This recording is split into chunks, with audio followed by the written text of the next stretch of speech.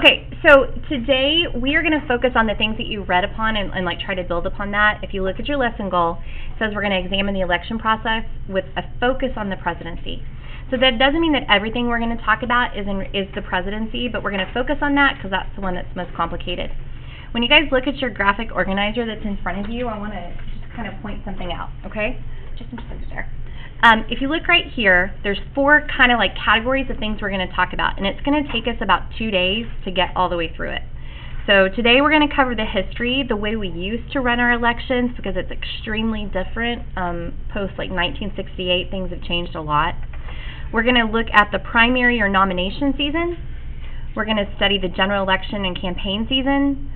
We'll end up with the Electoral College, and if you look down here at the bottom, we have got a timeline that we're going to use to try to kind of classify how this whole process and things. Get ourselves started. So when you are using the graphic organizer,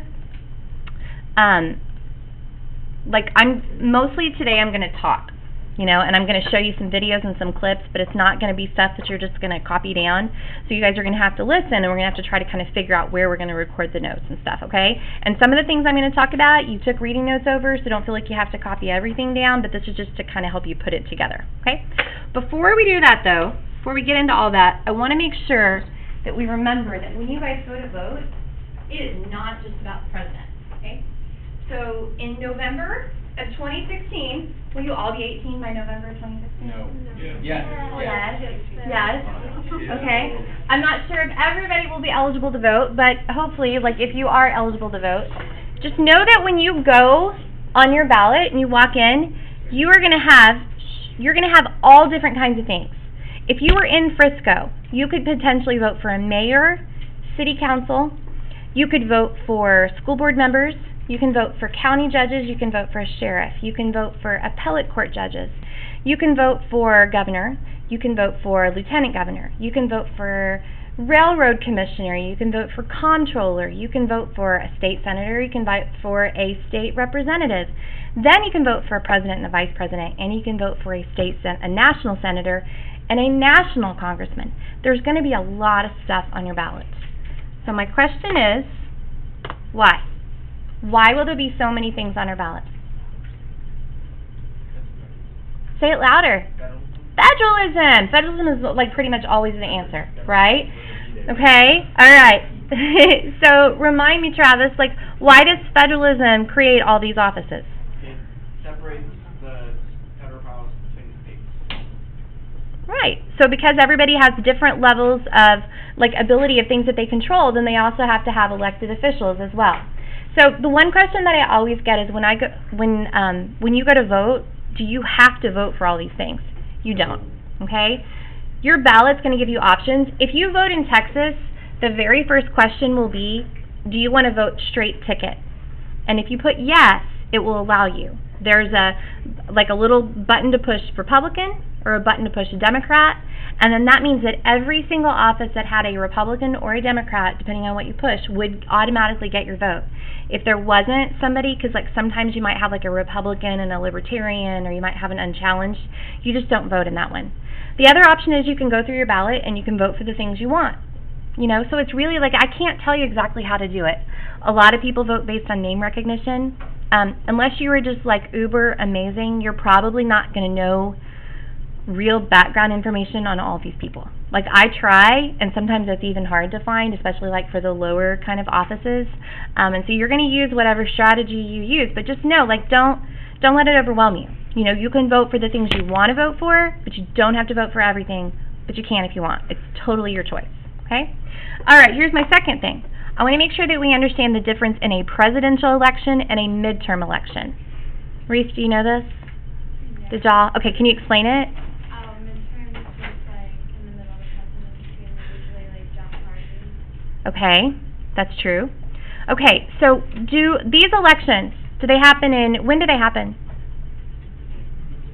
Like calendar-wise, when do they happen? February, January. November, okay?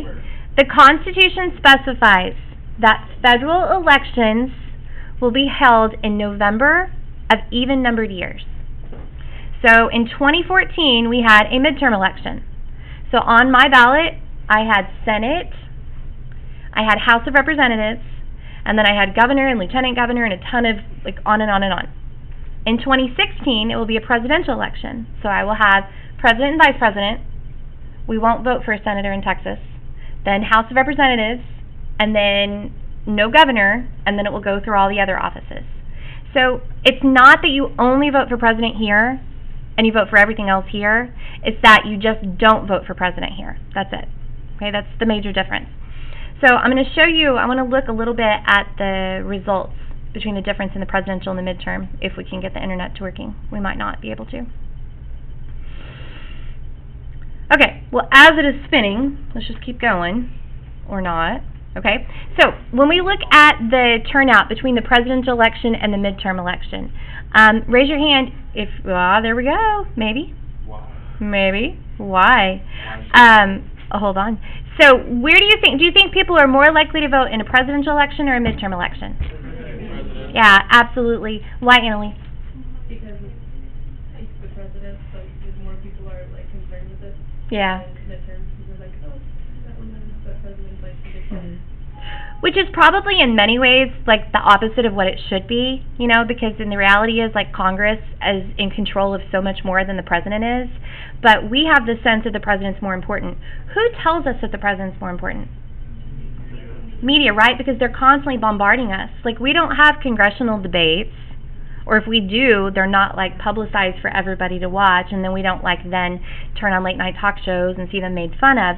It just doesn't get the same level of attention. It's kind of flipped. If you remember, we looked at that chart, and early in our history, more people voted for Congress and less for president. But it's definitely the opposite. So about 50% in this kind of year, and about less than that year, just depending. Okay? Alrighty, so what I want you guys to do now, I'm going to come around to your desk and I'm going to give you some cards that give you a brief overview of the process of electing the president, from beginning all the way to inaugurating the president. What I want you to do is just kind of use what you've read so far, and I want you to put them in sequential order, like, you know, kind of like a timeline order. And then when you're done, I'll come check them for you. And then I want you guys to come back to your graphic organizer, and anything that you need to take notes on, just put it in the appropriate place. So if it applies to the primary, you put it here. If it applies to the general election, you put it here. And if it's specifically about the Electoral College, you could put here. Nothing goes up here because I'm going to talk to you about the history part. Okay?